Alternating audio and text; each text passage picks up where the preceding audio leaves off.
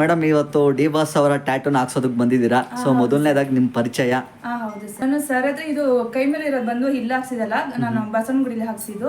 Actually ಇದು heart ಹತ್ರ ಬಂದು ನಾನು ಇವ್ರ ಹತ್ರನೇ ಹಾಕ್ಸಿದ್ದು. ಬಟ್ ತುಂಬಾ ಚೆನ್ನಾಗಿ ಹಾಕ್ತಾರೆ ಸರ್ ಇಲ್ಲಿ ಶಾಪಲ್ಲಿ ಬಂದು. ತುಂಬಾ ಇಷ್ಟ ಆಯ್ತು.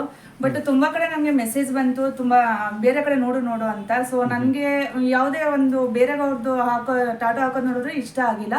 ಸೊ ನನ್ಗೆ ಇಲ್ಲಿ ತುಂಬಾ ಇಷ್ಟ ಆಯ್ತು. ನಾನು ಅದಕ್ಕೋಸ್ಕರ ನಾನು ಇಲ್ಲೇ ಬಂದಿದ್ದೀನಿ ಸರ್.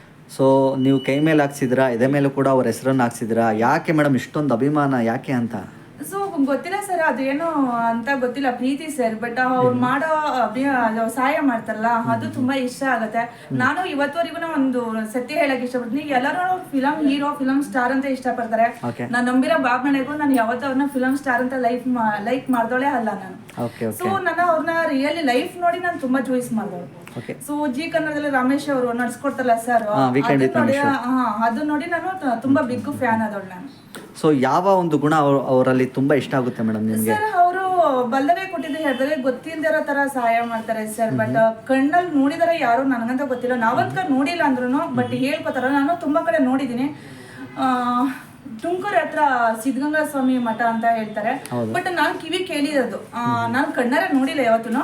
ಸ್ಟಾರ್ಟ್ ಮಾಡಿದ್ದು ವಿಷ್ಣು ಸರ್ ಅಪ್ಪಾಜಿ ಅವರು. ಬಟ್ ಅವ್ರ ಜೊತೆಗೆ ಸೇರ್ಕೊಂಡು ಈ ಬಂಧನ ಫಿಲಮ್ ಇಂದ ಸ್ಟಾರ್ಟ್ ಮಾಡಿದ್ದು ಡಿ ಬಾಸ್ ಅವರು ಅಂತ ನಾನು ಅನ್ಕೊಂಡಿದ್ದೀನಿ.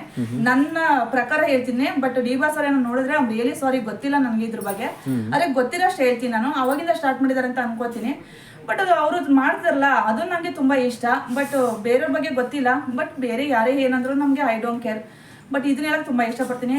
ಕಟೇರ ಮೂವಿ ಬಂದು ಒಳ್ಳೆ ಸಕ್ಸಸ್ ಆಗಿ ಓಡ್ತಾ ಇದೆ. ಬಟ್ ಇನ್ನೂ ಒಂದು 50 ದಿವಸ ಓಡ್ಲಿ ಆ ಫಿಲಮು, ಒಳ್ಳೆ ಇನ್ನೂ ಸ್ವಲ್ಪ ದುಡ್ಡು ಬರ್ಲಿ ಅಂತ ಕೇಳ್ಕೊತೀನಿ.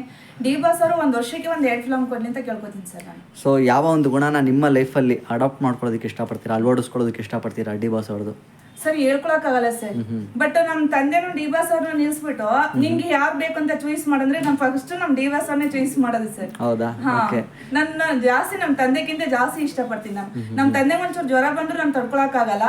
ಬಟ್ ಡಿ ಬಾಸ್ ಅವ್ರಿಗೆ ಅಷ್ಟೇನೆ. ಇದು ಕಟೇರ ಮೂವಿಲಿ ಸ್ವಲ್ಪ ಬರೀ ಕಾಲು ಫಿಟ್ ಆಗಿದೆ ಅಂತ ತಕ್ಷಣ ನನ್ನ ಲೈಫ್ ಅಲ್ಲಿ ಯಾರಿಗೋ ಹತ್ತಿರ್ಲಿಲ್ಲ. ನಮ್ ಡಿ ಬಾಸ್ ಅವ್ರಿಗೆ, ನಮ್ಮ ಅಪ್ಪರಿಗೆ ಇಬ್ಬರಿಗೆ ಅಷ್ಟೊಂದು ಹತ್ತಿರೋದು ನಾನು. ಹೌದಾ? ಯಾಕೆ ಅಷ್ಟೊಂದು ಅಭಿಮಾನ?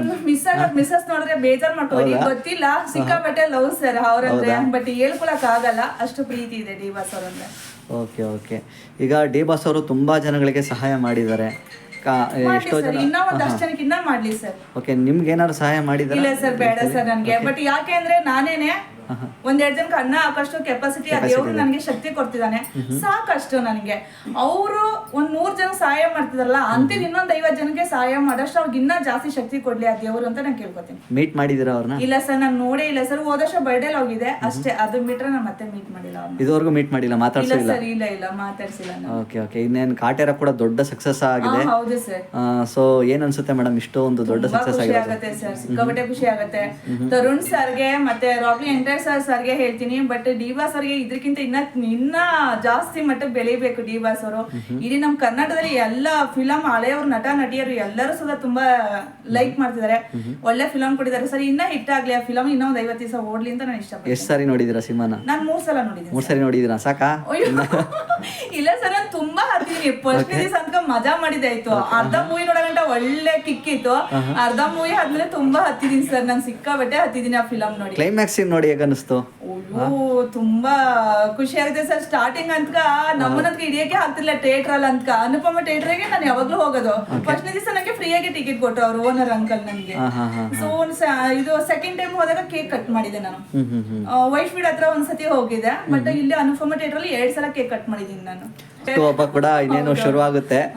ಸೊ ಯಾವ ರೀತಿ ಸೆಲೆಬ್ರೇಷನ್ಸ್ ಇರುತ್ತೆ? ನೀವೇನು ಯಾವ ತರ ಪ್ಲಾನ್ಸ್ ಮಾಡಿಕೊಂಡಿದ್ದೀರಾ? ಅವ್ರಿಗೆ ಕೇಕ್ ಅಂದ್ರೆಲ್ಲ ಇಷ್ಟ ಇಲ್ಲ. ಬಟ್ ನಾವು ನೋಡೋಣ ಸರ್, ನಾವು ಯಾವ್ದಾರ ಆಶ್ರಮಕ್ಕೆ ಹೋಗೋಣ ಅಂತ ನಾವು ಪ್ಲಾನ್ ಮಾಡ್ತಾ ಇದೀನಿ. ನೋಡೋಣ. ಮನೆ ಹತ್ರ ಹೋಗ್ತೀರಾ? ಅವ್ರಿಗೆ ಹೋಗ್ತೀನಿ ಸರ್, ಪಕ್ಕೇಶ್ವರ್ ಹೋಗ್ತೀನಿ ನಾನು. ಟ್ಯಾಟೂ ತೋರಿಸ್ತೀರಾ ಅವ್ರಿಗೆ? ಅಯ್ಯೋ ಇಲ್ಲ ಸರ್, ಯಾಕೆ ತೋರ್ಸಲ್ಲ ಆ ತರ ಎಲ್ಲ. ಇಲ್ಲ ಸರ್. ಅಲ್ಲ, ಟ್ಯಾಟೂ ಹಾಕಿಸ್ಬಿಟ್ಟು ನೀವು ತೋರಿಸಿಲ್ಲ ಅಂದ್ರೆ ಮಿಸ್ ಆಗಿ ವಿಡಿಯೋ ನೋಡಿದ್ರೆ ದಯವಿಟ್ಟು ಸಾರಿ ಇರ್ಲಿ. ಬಟ್ ನಾನು ಯಾಕೆ ತೋರ್ಸಲ್ಲ ಅಂದ್ರೆ, ನಾವು ಅವ್ರಿಗೆ ಟಾಟೋ ಹಾಕ್ಸಿದೀವಿ ಅಂತ ತೋರ್ಸಿದ್ರೆ ಅವ್ರಿಗೆ ನಾವು ಅವಮಾನ ಮಾಡ್ದಂಗಿರುತ್ತೆ ಸರ್. ಇವಾಗ ನಮ್ದೇ ಅಂದ್ರೆ ಪ್ರೀತಿಯಿಂದ ಎಲ್ಲೋ ದೂರ ಕುತ್ಕೊಂಡು ನೋಡ್ತಾರಲ್ಲ, ಅದು ಒಂಥರ ಚೆನ್ನಾಗಿರುತ್ತೆ. ನಾವೇ ಹೋಗ್ಬಿಟ್ಟು ಸರ್ ನಿಮ್ದು ಫೋಟೋ ಹಾಕ್ಸ್ಕೊಂಡಿದೀನಿ, ನೇಮ್ ಹಾಕೊಂಡಿದೀನಿ ಅಂದ್ರೆ ಅವ್ರಿಗೆ ಏನ್ ಅನ್ಸುತ್ತೆ ಅಂದ್ರೆ, ಬಟ್ ನಾನು ಆಕ್ಚುಲಿ ಅವ್ರು ಏನು ಹೇಳ್ಬಿಟ್ಟು ನಮ್ಗೇನು ಹಾಕ್ಸಿಲ್ವಲ್ಲ. ನನ್ನ ಸೆಲೆಬ್ರಿಟಿ ಅಂತ ಅವ್ರ ಎದೆ ಮೇಲೆ ಏನ್ ತೋರಿಸಿಲ್ಲ ನಮ್ಗೆ ಯಾರಿಗೂ, ಹೇಳ್ಬಿಟ್ಟು ಹಾಕ್ಸಿಲ್ಲ.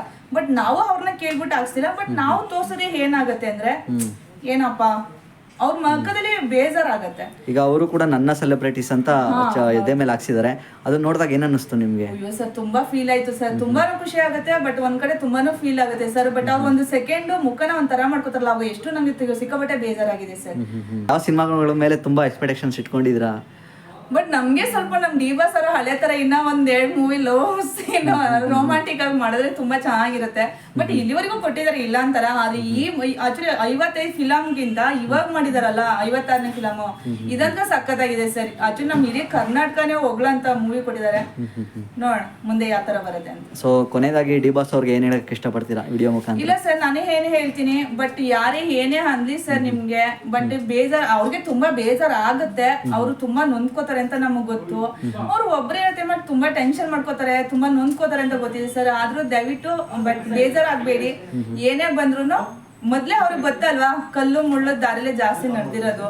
ಬಟ್ ಮುಂದೆ ಬರ್ಬೇಡ್ದು ಅವರಿಗೆ, ಅದನ್ನ ಕೇಳ್ಕೊತೀನಿ ಸರ್ ನಾನು.